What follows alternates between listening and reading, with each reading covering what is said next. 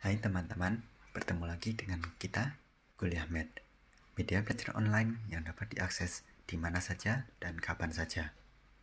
Pada hari ini kita akan membahas tentang bagaimana cara membaca X-ray muskuloskeletal secara sederhana. Yuk, mari kita belajar bersama-sama.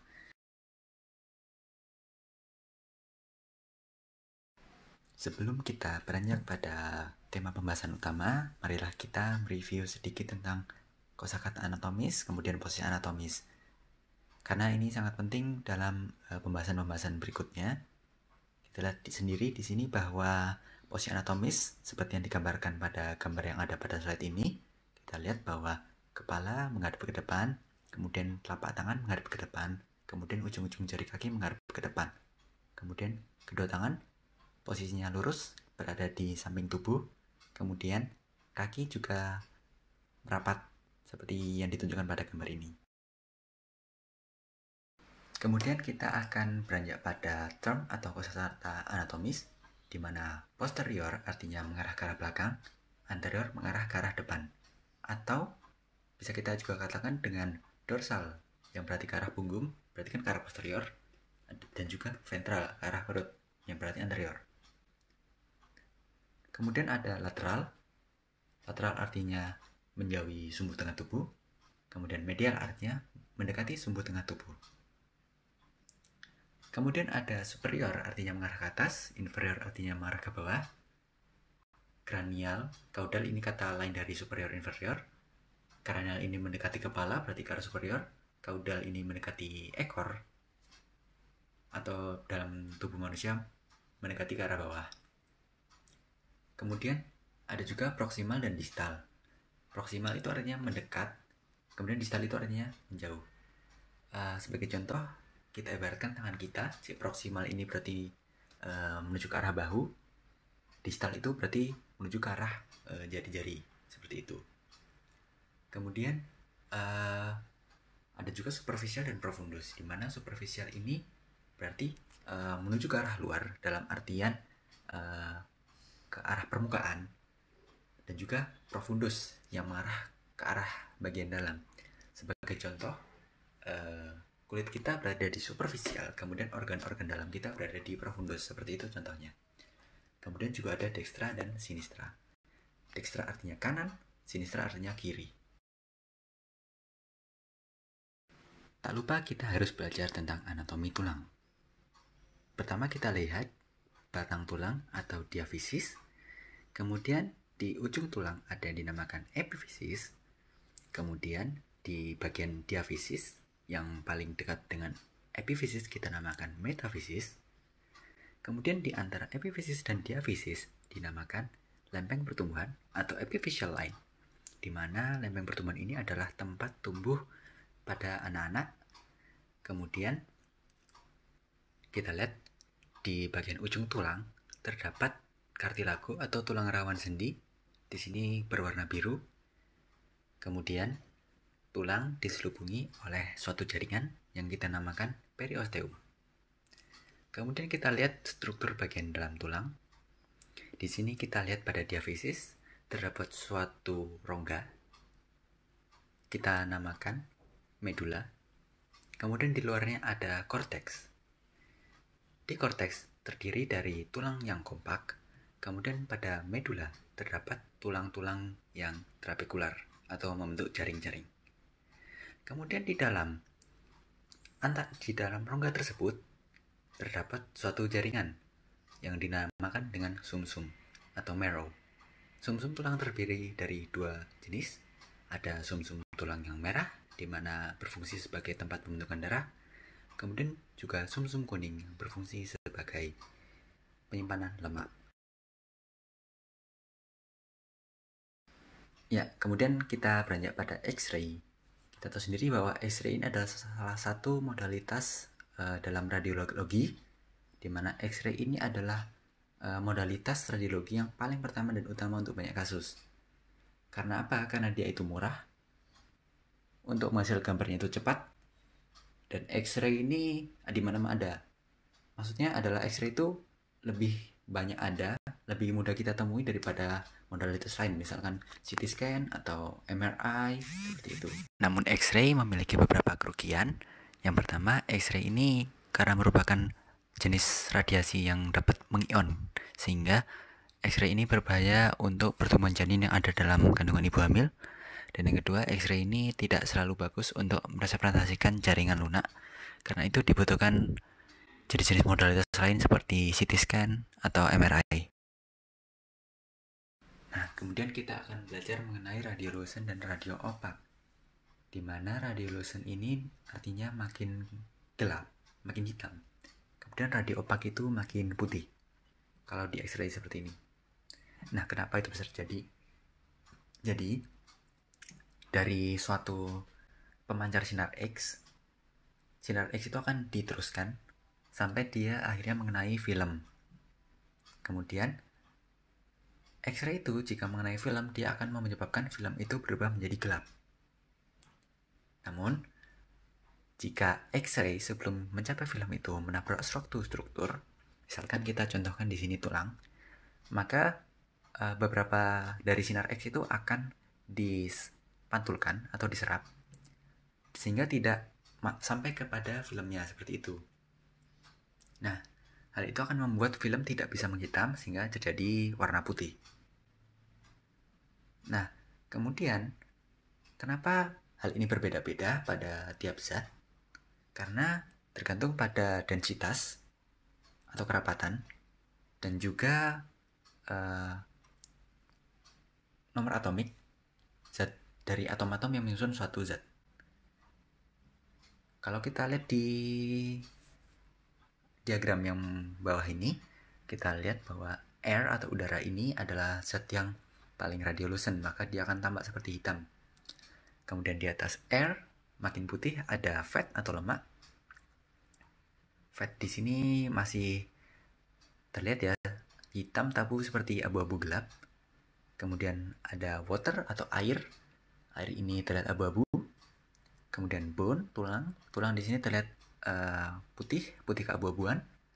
Kemudian yang paling putih adalah metal atau logam. Dalam X-ray kita harus mengenal yang namanya view.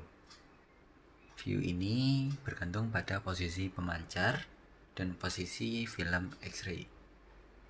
Posisi antero-posterior artinya pemancar sinar X-nya ada di depan tubuh, anterior. Dari anterior dia akan bergerak ke posterior, ke arah belakang tubuh, lalu ditangkap oleh film yang ada di belakang tubuh. Itu namanya posisi antero-posterior.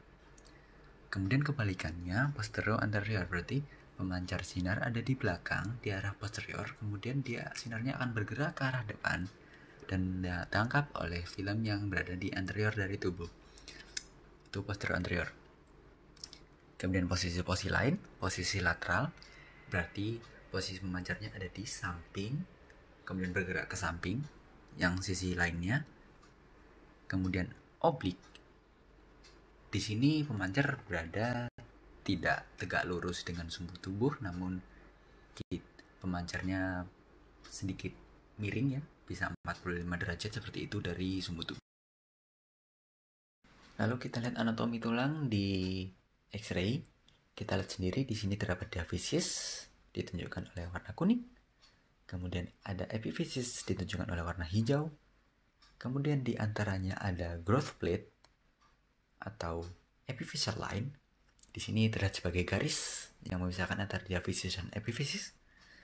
Kemudian di ujung dari diafisis ada metafisis. Kemudian ada apofisis, yaitu bagian tulang yang mengalami penulangan secara terpisah. Kemudian di sini yang biru ini sesamoid atau tulang yang tidak tersambung dengan tulang lain. Dalam hal ini karena dia berada pada suatu tendon atau ligamen. Kita lihat di sini karena ini lutut, maka sesamoid di sini adalah tulang tempurung lutut atau patella. Kemudian ini gambaran dari korteks dan medula. Kita tahu bahwa korteks terdiri dari tulang yang kompak, lebih padat, maka dia akan terlihat lebih radio opak. Kemudian medula terdiri dari tulang yang banyak rongga-rongganya, kemudian terisi sumsum sehingga dia tampak lebih lusen. Kemudian kita lihat pada daerah sendi. Kita tahu sendiri bahwa tulang itu antara tulang satu dengan tulang lain itu dalam suatu persendian itu nggak saling ketemu, alias ada suatu celah yang memisahkan. Celah ini disebut joint space atau celah sendi. Tulang-tulang yang berada pada joint space, maksudnya yang menghadap joint space, dilapisi oleh kartilago atau tulang rawan, namun pada X-ray tidak terlalu kelihatan. Kemudian di sini pada X-ray lutut terdapat, maksudnya pada sendi lutut terdapat suatu struktur jaringan tulang rawan juga yang disebut meniskus, fungsinya sebagai bantalan. Kemudian kita lihat sendiri bahwa di sekitar dari sendi terdapat soft tissue. Soft tissue ini bisa berupa ligamen atau kapsul sendi seperti itu. Kemudian kita beranjak pada topik utama, yaitu bagaimana cara membaca X-ray muskuloskeletal. Kita simpulkan menjadi 3 bagian dulu, yaitu yang pertama kita lihat identitas, kemudian kita membaca secara sistematik atau ABCS. Kemudian kita juga harus mengenal apakah yang dinamakan dengan rule of two. Untuk identitas dan kualitas foto, kita harus melihat yang pertama, identitas pasien. Identitas ini dapat berupa nama, kemudian nomor rekam medis, kemudian usia, dan lain-lain yang tercantum pada film. Kemudian kita juga sendiri waktu foto. Di sini kita dapat lihat tanggalnya, contohnya pada foto ini tanggal 20 Januari 2020. Kemudian kita juga harus melihat posisi, yaitu posisinya kanan atau kiri. Kita lihat sendiri di sini ada tulisan L kecil. L itu artinya left. Atau juga pada beberapa foto kita bisa menemukan tanda-tanda seperti huruf R. R itu right. Atau bisa juga kita temui dengan istilah latinnya dextra atau sinistra. DX dextra atau sin sinistra, seperti itu. Kemudian kita juga harus mengecek tipe filmnya. Apakah dia itu AP atau PA, lateral, atau oblik, atau posisi-posisi lainnya. Kemudian pada X-ray muskuloskeletal kita harus mengecek apakah penetrasi dari sinar X ini ada kuat, sehingga kita dapat melihat struktur secara jelas, tidak terlalu lusan dan tidak terlalu opak. Lalu untuk ABCS ini adalah suatu singkatan. A. Alignment, B. Bone, C. Cartilage, dan S. Soft tissue. Kita akan bahas satu persatu. A. Alignment, atau dalam bahasa Indonesianya susunan. Berarti kita melihat susunan tulang dan sendi. Kita lihat di sini apakah susunan tulang dan sendinya ini sesuai dengan posisi normal, posisi anatomis normal, ataukah dia ada bergeser atau terdapat kelainan pada susunan lain. Contohnya kita lihat sendiri di sini pada sendi metacarpophalangeal pada jari tengah atau di gigi 3. Kita lihat di sini sendi metacarpophalangeal dia yang antara antara tulang metakarpal dan falanges proksimal. Falanges proksimalnya ini dia bergeser ke arah lateral. Jadi terdapat kelainan pada alignment. Lalu alignment yang kedua, kita belajar tentang cortical outline atau garis dari korteks. Kita lihat sendiri bahwa korteks itu harusnya lurus ya. Lurus, kemudian tidak ada patahan atau geseran seperti itu. Kita lihat sendiri di sini pada gambar ini kita susuri satu persatu tiap tulang korteksnya, apakah ada kelainan, apakah ada retakan, geseran seperti itu. Nah, lalu kita sampai pada metakarpal nomor 4. Kita lihat sendiri metakarpal nomor 4 atau yang sejajar dengan jari manis, korteksnya terdapat semacam ketidaksinambungan korteks. Hal ini menunjukkan adanya fraktur atau patah pada pada metakarpal di 4 seperti itu.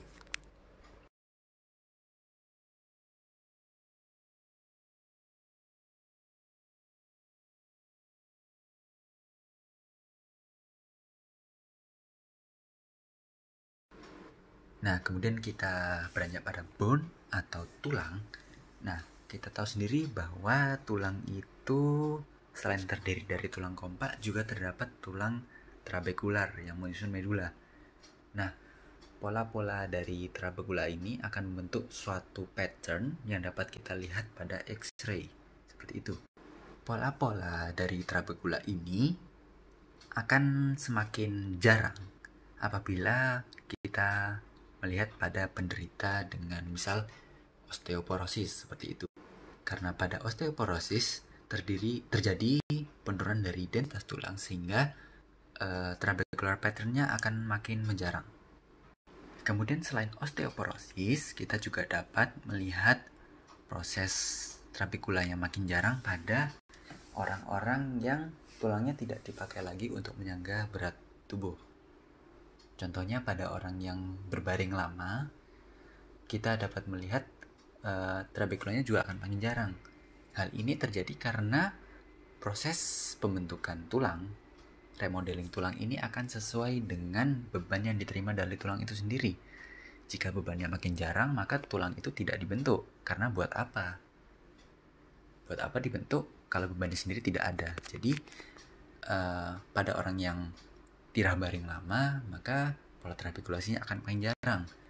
Hal ini kita sebut juga dengan Wolff's Law atau hukum Wolff, di mana makin besar tekanan atau beban yang diterima tulang, maka makin padat tulangnya, seperti itu kira-kira kasarnya.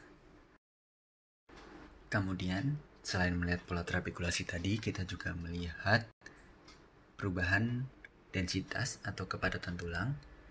Contohnya pada foto di bawah ini, kita lihat bahwa bagian kiri, foto sebelah kiri, densitas tulangnya sangat meningkat. Kemudian pada foto yang kanan, densitas tulangnya menurun. Nah, perubahan densitas tulang ini dapat disebabkan oleh berbagai kelainan. Salah satunya yang telah kita sebutkan tadi adalah osteoporosis. Bisa juga akibat dari proses keganasan atau kanker dan proses-proses lainnya. Nah, cartilage. Cartilage ini atau tulang rawan merujuk pada sendi karena sebagaimana kita tahu, tulang rawan pada tulang itu terletak pada permukaan artikuler. Nah, celah sendi yang normal ditunjukkan oleh yang foto kiri. Sementara pada foto kanan kita lihat bahwa celah sendi ini mengalami penyempitan, bahkan kedua tulangnya saling bertemu.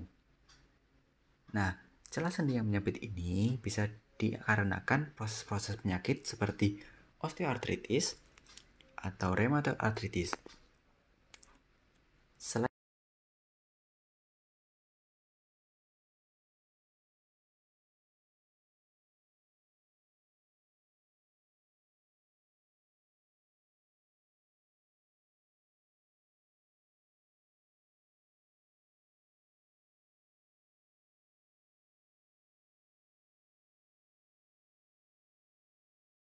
Nah, khas pada proses osteoartritis, selain adanya penyempitan, kita juga dapat melihat adanya lipping atau seperti orang yang seperti bebek ya, atau mencucu bahasa Jawanya. Kita lihat ada proses pembentukan tulang baru yang membentuk seperti bibir. Kemudian pada rheumatoid arthritis, kita lihat bahwa terjadi marginal erosion. Tulang-tulang yang berada di pinggir ini karena proses inflamasi terjadi erosi. Kemudian S atau soft tissue, jaringan lunak. Kita melihat jaringan lunak yang ada di sekitar tulang dan sendi, antara lain otot, kemudian jaringan lemak, dan pada beberapa kejadian kita dapat melihat adanya hematom atau penumpukan darah akibat trauma, atau bisa juga kita lihat adanya akumulasi udara yang abnormal di dalam jaringan lunak. Atau kita juga bisa dapat melihat adanya pembengkakan pada jaringan lunak. Contohnya pada gambar di bawah ini, kita dapat melihat adanya fraktur pada tibia yang menyebabkan perdarahan, kemudian darahnya numpuk di sekitar area suprapatella. Kita lihat sendiri di area suprapatella itu harusnya antara tulang femur dan tulang patella itu ada lemak. Namun pada kali ini kita melihat adanya suatu daerah yang lebih opak, masih abu-abu tapi tidak sepadat tulang. Kita lihat sendiri adalah cairan, berarti adalah darah di situ. Kemudian contoh lain di sini ada fraktur atau trauma pada elbow. Kita lihat sendiri ada suatu jaringan lemak yang harusnya tidak ada di situ, membentuk seperti layar pada kapal. Nah, ini dinamakan sail sign atau fatbed sign, terjadi pada trauma elbow. Kemudian bentukan lain yang dapat kita lihat pada X-ray contohnya adalah phlebolith atau trombus yang mengalami kalsifikasi, biasanya terjadi pada hemangioma. Dan ada kasus pelvic phlebolith yang ada di daerah pelvis ini terdapat pada 44,2% populasi umum. Lalu kita akan belajar mengenai rule of two yang terdiri dari two views, two joints, two sides, and two occasions. Yuk kita lihat sendiri di sini bahwa suatu kelainan itu mungkin tidak akan tampak pada suatu view, namun akan tampak pada view lainnya, sehingga pada radiologi kita harus minimal mengambil dua view. Nah, contohnya di sini kita lihat sendiri pada posisi AP, pada pergelangan kaki, kita lihat sendiri mungkin tidak ada kelainan yang begitu nampak, namun kalau ketika di view lateral akan nampak bahwa tulang fibula ini mengalami fraktur. Nah, contoh lain ini pada jari tangan, phalanges. Kita lihat sendiri pada posisi AP tidak terlalu nampak ada kelainan. Lihat AP foto di kiri, nampaknya seperti normal aja. Namun begitu kita lihat pada foto lateral, kita lihat bahwa ada pembengkakan pada segmen intermediate dari falang. Kemudian two joints atau dua sendi. Jadi kalau kita temukan suatu fraktur pada tulang, kita juga harus memotret dua sendi yang mengapit suatu fraktur tersebut. Nah, kenapa? Karena bisa saja selain terjadi fraktur, juga terjadi dislokasi pada sendi-sendi yang mengapit tulang yang fraktur. Itulah pentingnya kita melihat two joints. Lalu, aturan berikutnya adalah two sides atau dua sisi. Mari kita lihat gambar berikut.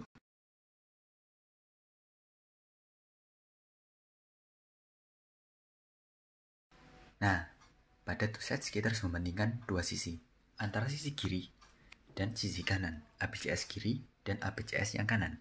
Contohnya pada gambar ini kita lihat pada yang sisi kiri normal dan sisi kanan terdapat fraktur pada kolum femoris. Hal ini penting karena banyak pada kejadian fraktur, banyak yang hanya terjadi pada salah satu sisi saja, sehingga kita bisa membandingkan apakah sisi ini benar-benar terdapat kelainan atau tidak dengan membandingkan sisi yang satunya. Hal ini juga penting pada anak-anak, di mana pada anak-anak lempeng pertumbuhan yang belum menutup dapat diinterpretasi sebagai garis fraktur. Sehingga kita harus membandingkan antara kanan dan kiri. Jika kanan dan kiri sama, terdapat suatu garis, berarti itu lempeng pertumbuhan. Dan jika hanya satu garis pada satu sisi, maka dapat berarti fraktur. Kemudian two occasions, di mana kita bisa melihat perbandingan tulang yang sama pada dua waktu yang berbeda. Nah, contohnya pada X-ray yang sekarang, current X-ray ini kita lihat adanya suatu fraktur. Namun jika kita lihat pada X-ray yang dulu, kita dapat melihat suatu area yang lebih lusen pada medula, tulang femur. Apabila kita bandingkan dengan medula yang lain, maka dia tampak lebih lusen. Nah, Hal ini kemungkinan menunjukkan suatu proses patologis menyebabkan kelemahan tulang. Nah, akibat tulang lemah itu bila terjadi trauma, maka kemungkinan pada area itu akan terjadi fraktur. Sehingga kemungkinan fraktur ini bukan murni karena trauma, namun adanya faktor patologis yang menyebabkan tulang itu lebih rentan pada trauma. Nah, sekian penjelasan kami tentang bagaimana cara membaca foto X-ray sederhana muskuloskeletal. Jangan lupa klik like, komen, share ke teman-teman, subscribe, dan bunyikan lonceng untuk mengetahui konten-konten terbaru dari kami. Terima kasih telah menonton. Dadah.